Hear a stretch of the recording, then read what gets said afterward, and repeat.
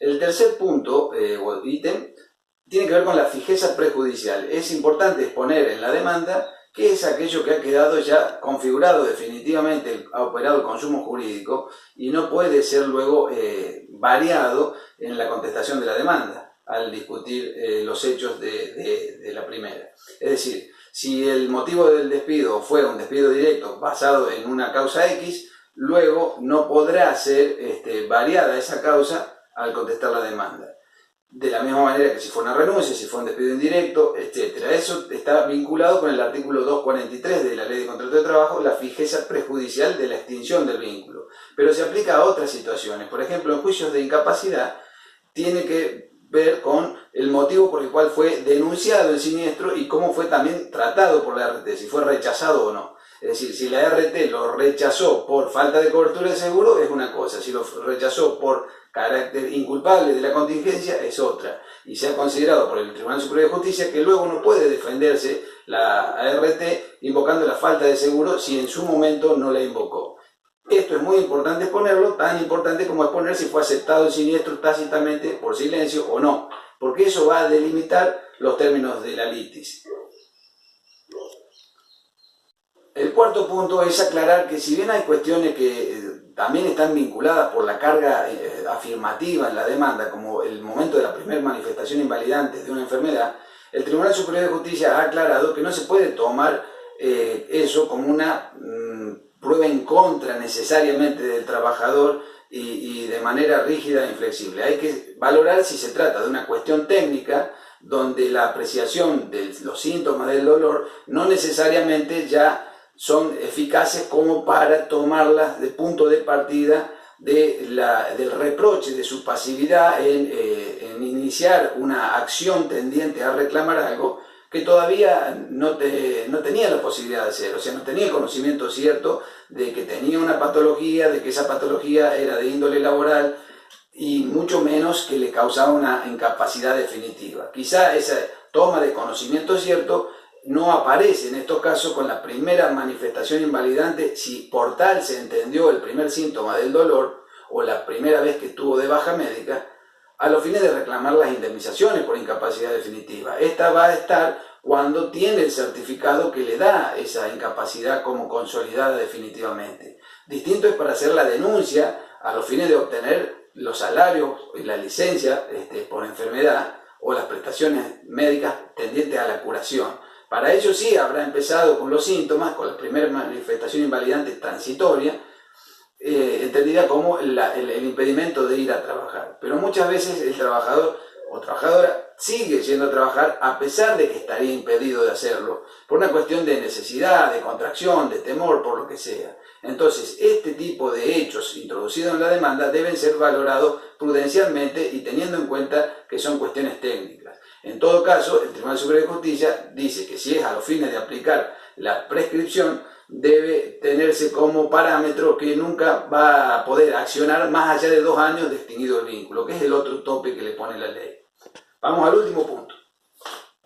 El quinto y último punto para mí es el más importante, es crucial. Es entender que el artículo 50 de la ley 7987 CPT establece una pauta que rige no solo para la audiencia del artículo 50 que allí está contemplando, sino para todo juicio laboral. En cualquier juicio laboral, lo que está diciendo el artículo 50 es que si las partes están de acuerdo en los hechos y la controversia es puramente de derecho, es decir, solamente están discutiendo si se le aplica este piso vía RITE o el otro piso, o si se aplica esta tasa de interés o esta otra tasa de interés, si la situación fáctica en la que están de acuerdo encuadra en una categoría o en la otra de un convenio, o si la situación fáctica en la que están de acuerdo encuadra en el 212, segundo párrafo, tercer párrafo, cuarto párrafo, 248, etcétera, 247, en la medida que estén de acuerdo en los hechos, no podrá haber transacción. No podrá haber transacciones, lo que dice el artículo 50 de la ley 7987. Entonces, da igual si el juicio se inicia incluso como no contencioso, como un solicito de homologación, donde las partes exponen que están de acuerdo en que la muerte fue causada por un accidente de trabajo fatal, etcétera, etcétera, no se puede pagar un peso de menos de lo que corresponde. sobre los hechos y en la medida de lo no discutido, no puede haber transacción. Puede que haya una discusión en la base salarial. Si esa discusión en la base salarial no es de puro derecho, tiene que ver con las tareas que realmente ejecutaba o no ejecutaba, o un pago en negro, etcétera, desconocido, entonces sí, ahí en esa medida puede haber transacción.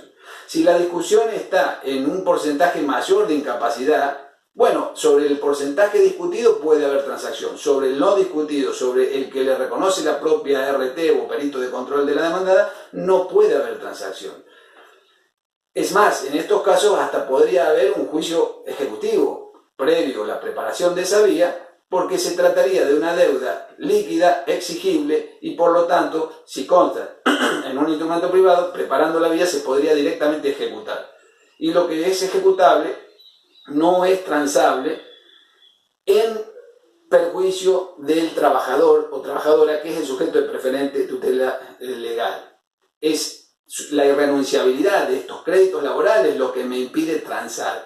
Si no fueran créditos laborales, si fuera incluso el sindicato que está reclamando aportes al empresario, sí puede haber transacción, incluso en un juicio ejecutivo, pero porque allí no está involucrado el orden público laboral. Entonces, recuerden mucho esta circunstancia. Hay excepciones donde se puede acceder a la justicia sin que haya controversia, son muy excepcionales, es decir, por regla general tiene que haber una controversia por lo menos de puro derecho, o a veces será una controversia mixta que involucra hechos y derechos.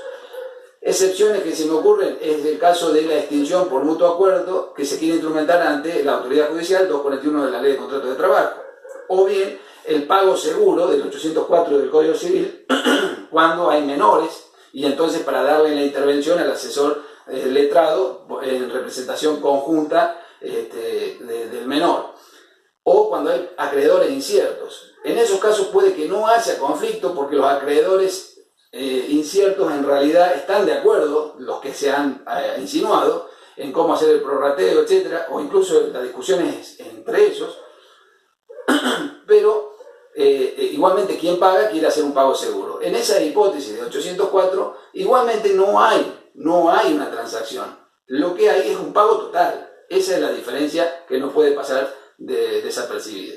Bueno, esto tiene que ver con los hechos que están relatados en la demanda en sentido amplio. La demanda como petición judicial, como el nuevo Código Civil y Comercial ahora lo ha amplificado al regular la interrupción de la prescripción por petición judicial. La petición judicial puede ser, entonces, una petición conjunta de solicitud de homologación en un proceso de jurisdicción voluntaria, puede ser una preparavía, puede ser una medida preparatoria, un embargo preventivo. Cualquiera de esas situaciones va a interrumpir la prescripción. Y también, entonces, cuando estamos hablando de los hechos de la demanda, en todas estas hipótesis yo digo, hay que ver luego, si se quiere transar, cómo fueron introducidos los hechos discutidos o no discutidos. Muchas gracias y espero haberles sido de utilidad.